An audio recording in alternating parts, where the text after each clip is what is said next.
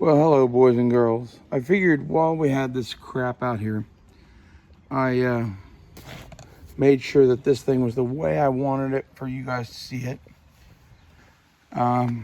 This kind of shifts around based off of what I need and where it needs to be. And like this kit is kind of spread all over the LB, so we're going to cover all of it. But most of it is in this like wilderness survival subcomponent here. And this whole system is designed so that, okay, we're not going to be in the woods. You could ditch this entire pouch and replace it with other shit. Okay. However, if you're going to be in the woods, you know, are you tactical camping? Are you practicing infantry skills? What are you doing? You're going to need some survival gear for any of that stuff, really, and you should know how to use it, so you should camp with it. That's kind of my thoughts. So let's go through the main pouch, and then we'll start covering shit that's in other places. Glock field knife as mainly a bayonet replacement. Okay, a lot of crap. So let's just get it all out.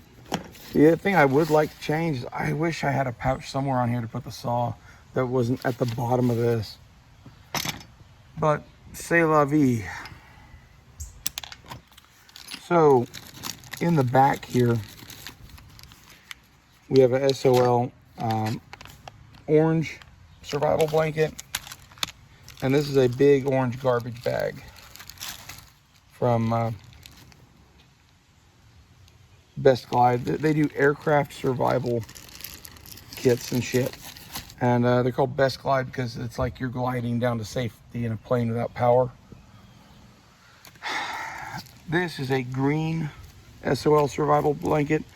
They package it in a cardboard box with a plastic bag now. So this is bigger and heavier duty than this one. But basically this is so you could keep warm and dry and have a roof or anything like that, all in an emergency. The wood saw, this is for cutting firewood should you need it. You can also use it for cutting blinds and hides and that sort of shit too. Multi-useful thing, you should have one for sure. This is a pocket chainsaw. It's kind of along the same lines. I recently got these and put them in every kit because they were less than 10 bucks on Amazon. They work quite well. I'd recommend them. Don't just buy any pull saw though. There's a whole bunch of these that don't work for shit. So go get the cheap one off Amazon that I put the link to in the review I did. It's not a affiliate link or anything. I'm not getting anything for that. It just makes sure you get the one that I bought so that you don't have to hunt around for, well, this one's $12.99 and looks similar. Anyway, you can play that game if you want. This is about, I don't know, probably 50 yards of 550 cord, probably too much. 22 gauge snare wire, 100 feet. This is an ESOTAC repair kit with a needle and tape in it and shit. And under this green tape, there's a Kevlar line for sewing gear. We also have a Fiskars sewing kit. These are like $5 on Amazon. That's totally worth it. You should have a sewing kit. It helps you repair your gear. Cleaning supplies. Can of oil and some boar snakes. Frog gig. I got this cheap on Amazon. You have to sharpen the tines. They're kind of covered in paint. You know, for a frog gig, I don't think it really matters, man. They're all pretty damn cheap. I wish it had a better cover. Bandana. This is for Robbers Cave. It's a state park here in Oklahoma, but it's orange, high vis. And you notice everything in here is pretty much green or like orange or red. That's the nature. Either you don't want to be seen or you really want to be seen. There's not too much in between on it. Ferro rod, chunk of fat wood. I got these on Amazon, and it was like 4 of these in a tin with holes drilled through them. So I guess I could put it on here, but I don't know. I just wanted more fat wood, and I wanted stuff that was of known quality to be in kits and whatever. Just go get fat wood from the woods. This shit sucks. This is a spark light aviation fire starter.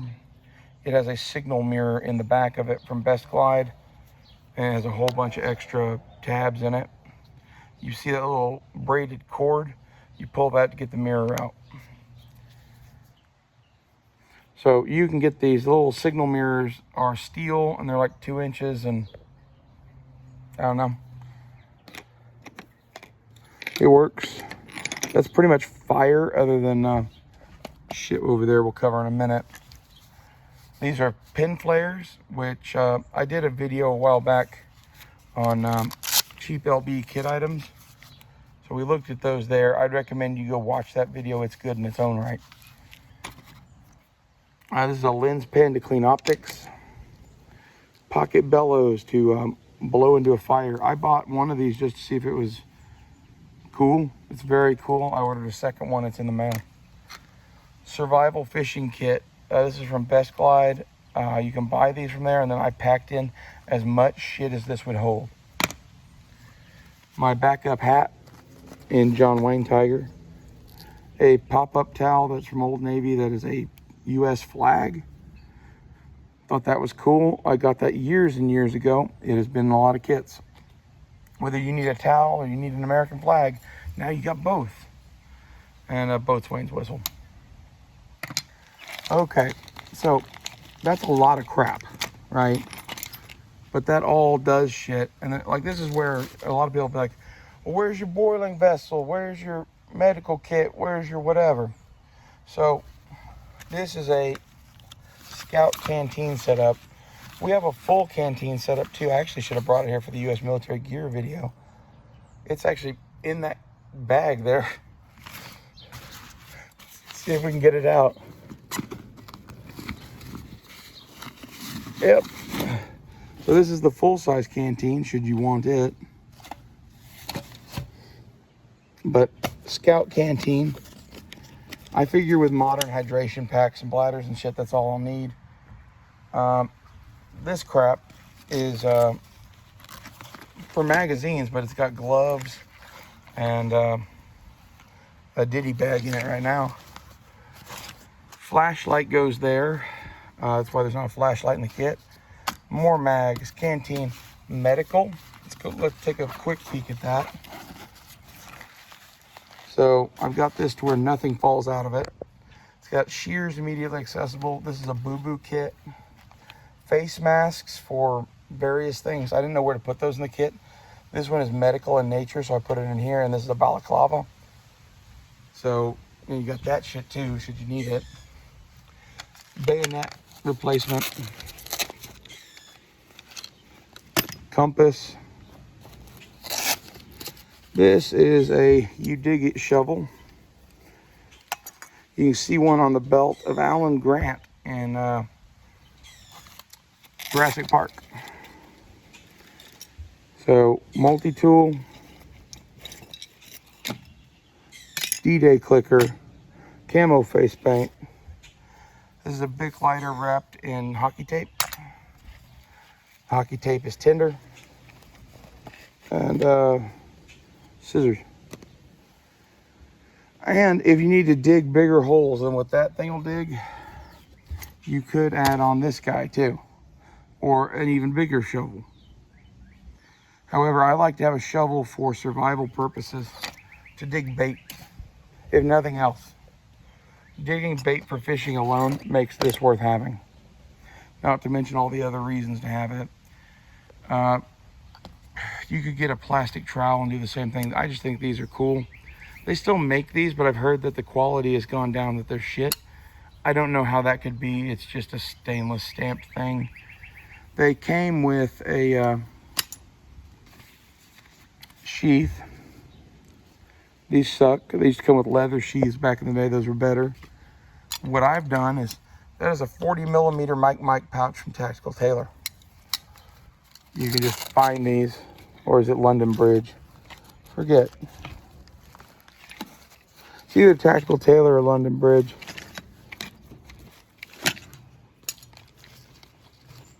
Yeah, it's LBT.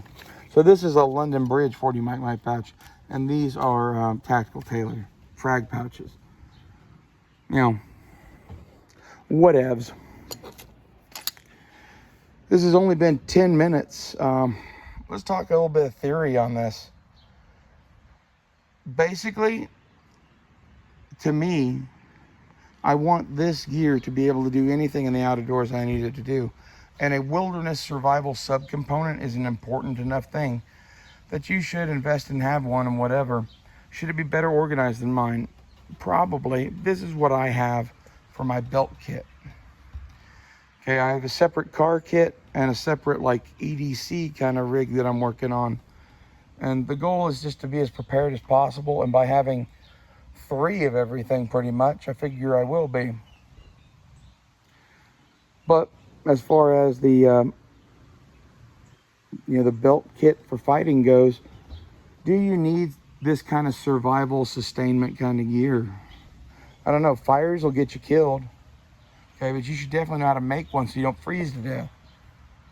You know, what you need to figure out your priorities. Not to mention, I'm not going to elaborate, but this is the most dangerous weapon in U.S. inventory.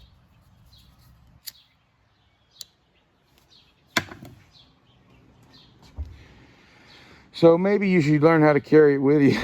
That's all I'm saying. Other shit.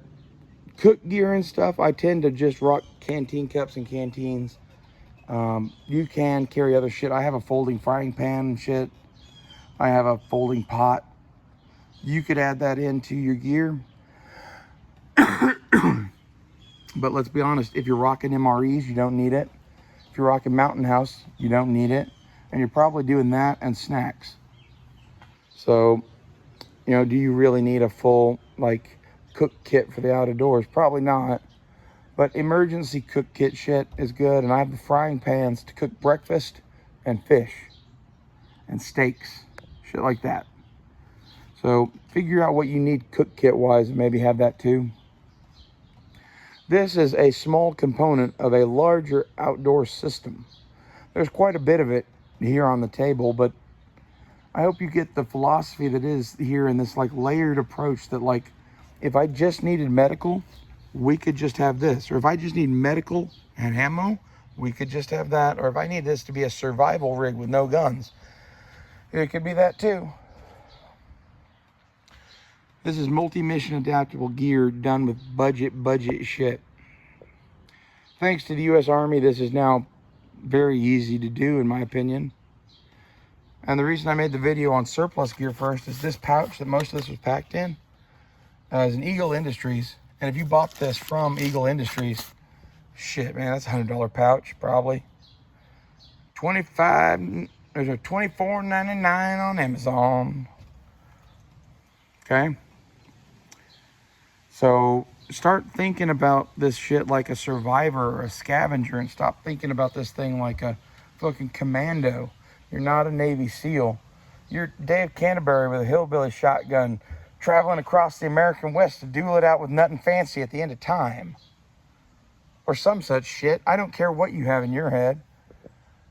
That's what I hope those two do in the end of days, man.